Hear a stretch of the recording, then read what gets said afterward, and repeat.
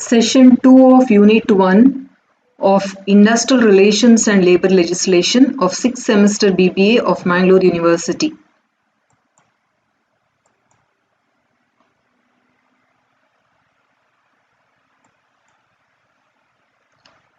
In this session, we shall study about the meaning, definition, characteristics and objectives of industrial relations.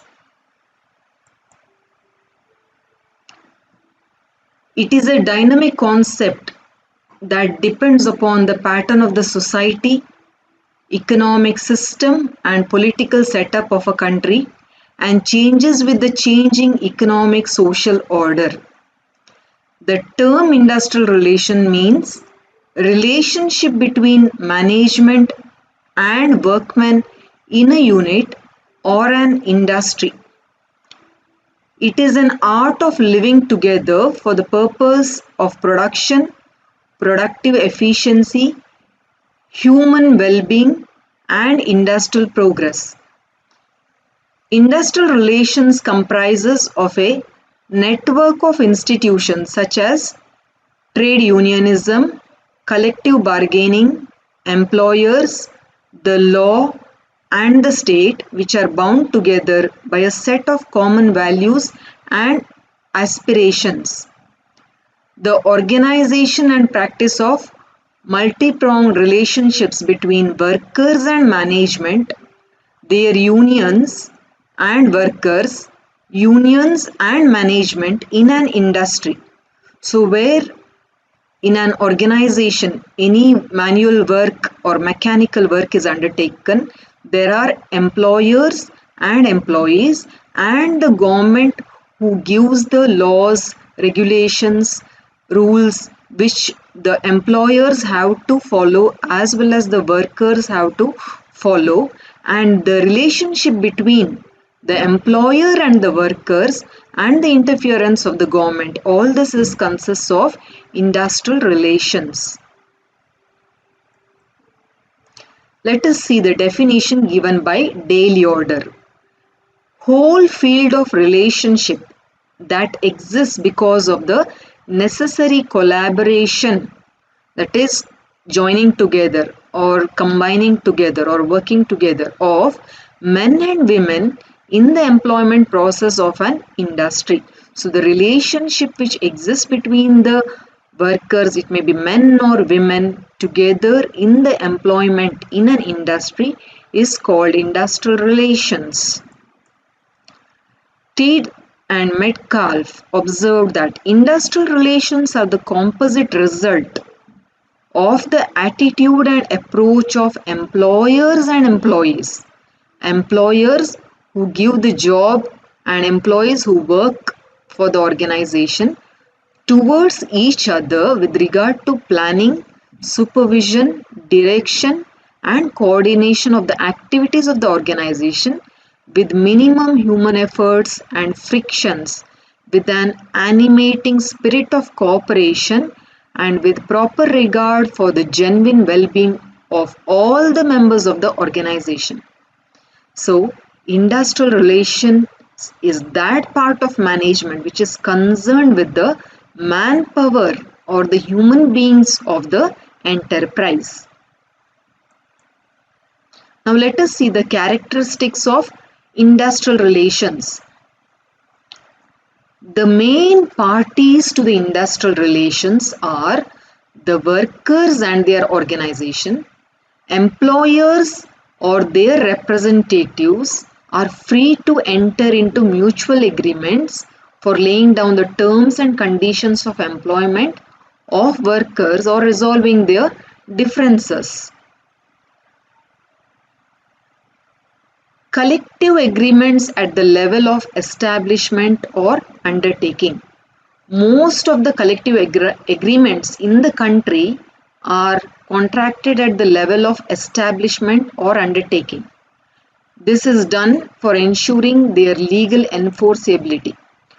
Only in few states like Maharashtra and Gujarat, collective agreements have reached at region or industry level have a legally binding character under state laws. Otherwise, this collective agreements is at the level of the establishment or the industry. Then the government has provided a network of conciliation and adjudication machineries under law for the settlement of industrial disputes. The parties are generally free to utilize the services of the conciliation authorities whose awards have a legal binding character. So this is provided by the government, and the unions can utilize these conciliation and adjudication machineries. There is considerable restrictions which have been imposed under law on the workers who are going on strikes and the employers who are declaring lockout. These restrictions are more rigid in public utility and essential services. Next is, the government has also provided under law machineries to prevent industrial disputes like works committee, grievance redressal committee to prevent the grievance redressal committee to prevent industrial disputes which arise from the working. Next, there are a number of schemes of workers' participation in management. These are sponsored by the government and have been experimented within the country from time to time. But most of these have ended in failures.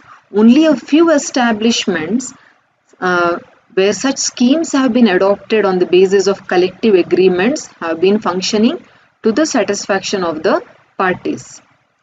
The government has also set up tripartite bodies. Tripartite, when we say there are three members at various levels to enable the parties to arrive at unanimous decisions on labor and industrial issues.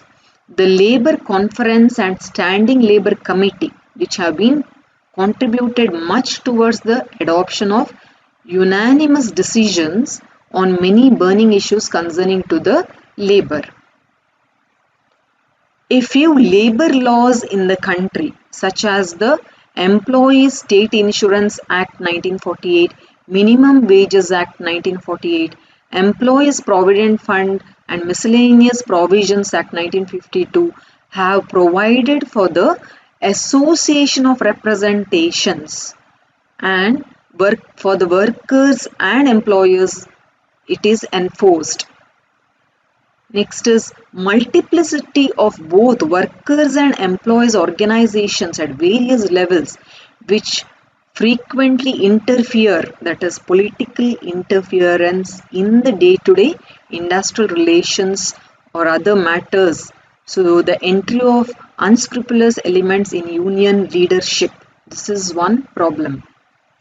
Now coming to the objectives. What are the objectives of trade union? The primary objective is to bring sound and healthy relationship between the employer and the employees. It facilitates production and productivity to safeguard the rights and interests of both labor and management by enlisting their cooperation to achieve a sound and harmonious and mutually beneficial labor management relations, to safeguard the rights and interests. Labor management relations should be better, avoid unhealthy atmosphere in the industry related to the work, stoppage of work, gearhouse, strikes, lockouts, and to establish and maintain industry democracy.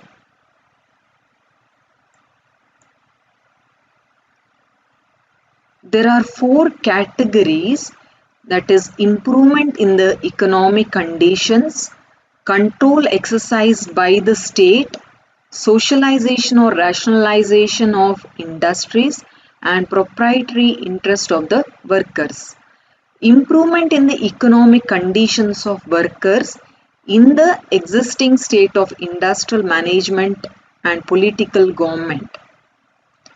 Control is exercised by the state over industrial undertakings with a view to regulating production and promoting harmonious industrial relations. Socialization and rationalization of industries by making state itself a major employer. Then the vesting of a proprietary interest of the workers in the industries in which they are employed. These are the references.